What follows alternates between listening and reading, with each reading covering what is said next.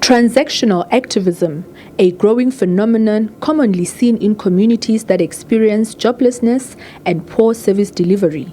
Through his inaugural lecture, Matebesi explores how community leaders erode activism and kill the plight of communities when they accept jobs and other benefits from the state or businesses for being vocal as a way to silence them. He also looks at how this affects communities in mining towns.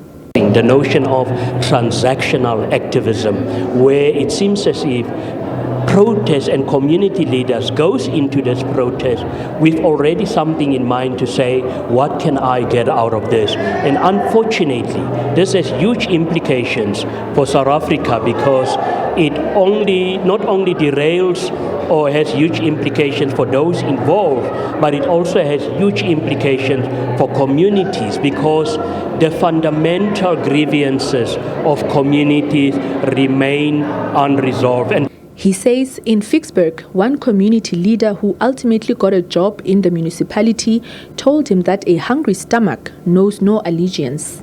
Sometimes these protests are fueled by personal interest, where people have now become aware to use service delivery protests as a vehicle or a means to enrich themselves. And unfortunately, this has become a vicious cycle where some community members will boldly state that I also want to get involved in protests and burn down facilities and property because we have seen what are the benefits of that. Matebesi says although required to focus only on his scholarship for his lecture, he has used research he collected from the past decade. He says he initially started his research looking at protests in predominantly black communities, contrasting that with predominantly white communities. And I started with a project which initially focused on what I will call community protests in your predominantly black communities.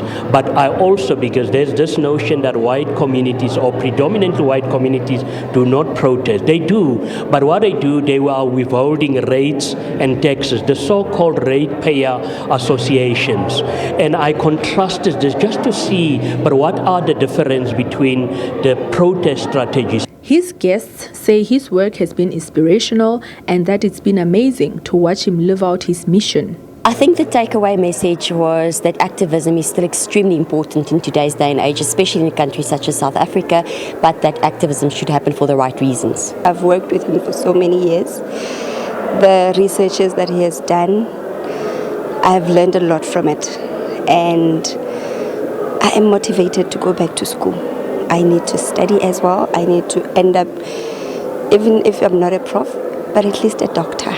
Matebesi says he's due to release a book that will shed more light on his research on the topic of transactional activism. SABC News in Bloemfontein.